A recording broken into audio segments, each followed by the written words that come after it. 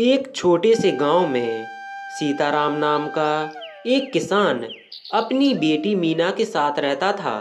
सीताराम एक साधारण किसान था, पर उसका दिल बहुत बड़ा और सपने ऊंचे थे। उसकी दुनिया उसकी बेटी मीना में बसती थी। मीना गांव की अन्य लड़कियों की तरह नहीं थी। वह केवल पढ़ाई में तेज थी, बल्कि खेतों के काम में भी अपने पिता का हाथ बटाती थी। मीना ने अपने पिताजी सीताराम से कहा, पिताजी, आप इतनी मेहनत करते हैं, फिर भी कभी शिकायत नहीं करते। क्या आपको थकान नहीं होती है? सीताराम ने अपनी बेटी मीना से कहा, बेटी, जब तक तुम मुस्कुराती हो तब तक मेरी थकान गायब रहती है। मैं चाहता हूँ कि तुम पढ़ लिख कर बड़ा नाम करो। बस यही मेरे जीवन का उद्देश्य है। सीताराम ने अपनी जमीन गिरवी रखकर मीना को बड़े स्कूल में पढ़ने भेजता था। हर दिन वह अपने खून पसीने की कमाई से उसकी फीस भरता था और उसके सपनों को पंख देता। एक दिन जब सीताराम खेत में काम कर रहा था, तो गांव के जमींदार ने आकर उसे याद दिलाया कि उसने जो कर्ज लिया है वह अब तक चुकाया नहीं है। जमींदार ने सीताराम से कहा, सीताराम, इतने दिन हो गए, तुमने बिल्कुल भी कर्ज नहीं चुकाया है। अगर समय पर तुमने पैसे नहीं लौटाए तो मैं तुम्हारी जमीन पर कब्जा कर लूंगा।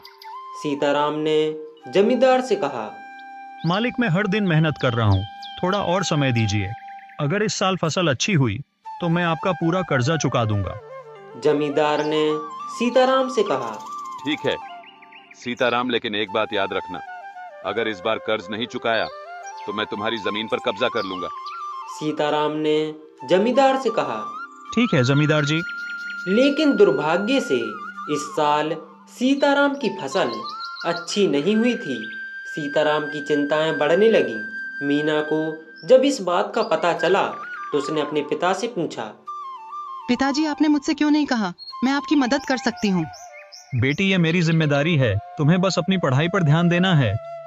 लेकिन मीना ने ठान लिया था कि वह अपने पिता का कर्ज चुकाने के लिए कुछ करेगी। उसे सिलाई कटाई का काम आता था, जो उसने अपनी माँ से सीखा था। उसके पास के दुकानों में जाकर काम ढूंढना शुरू कर दिया। भैया, मुझे सिलाई कटाई का काम चाहिए, मैं बहुत मेहनत करूंगी। ठीक है, तुम्हें छोटे छोटे ऑर्डर दूंगा, लेकिन समय पर पूरा करना होगा। मीना ने रात दिन मेहनत करनी शुरू कर दी। वह दिन में स्कूल जाती और रात को सिलाई कटाई का काम करती। उसकी मेहनत रंग लाई और धीरे धीरे उसने पैसे इकट्ठे करने शुरू कर दिए। जमींदार ने सीताराम पर और अधिक दबाव डालना शुरू कर दिया। सीताराम, अब बहाने मत बनाओ, तुम्हारे पास बस 2 दिन है। अगर पैसे नहीं लौटाए तो तुम्हारी जमीन मेरी होगी। सीताराम जब घर आया तो उसके चेहरे पर उदासी छाई हुई थी। उसे अपनी बेटी का भविष्य अंधकारमय लगता था, लेकिन मीना ने उसे दिलासा दिया। पिताजी, आपने मुझे सिखाया है कि मेहनत और ईमानदारी से सब कुछ हासिल किया जा सकता है।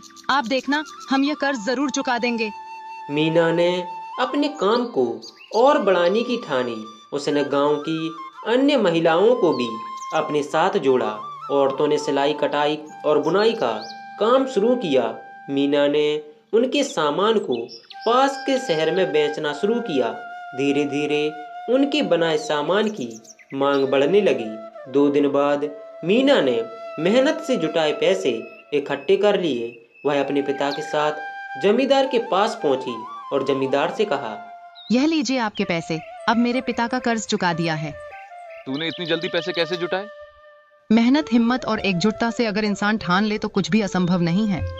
जमींदार को अपनी कठोरता पर पछतावा हुआ। उसने सीताराम से माफी मांगी। सीताराम, मुझे माफ कर दो, मैंने तुम्हारे साथ अन्याय किया। अब मैं गरीबों पर कठोर नहीं रहूंगा।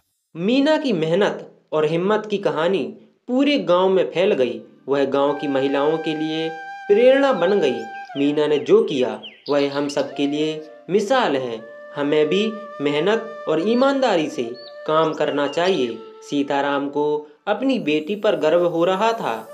बेटी, आज तुमने साबित कर दिया कि एक लड़की किसी से कम नहीं होती। पिताजी, यह तो मेरा फर्ज था। आपने मुझे हमेशा सिखाया कि मेहनत और सच्चाई से हर मुश्किल का सामना किया जा सकता है।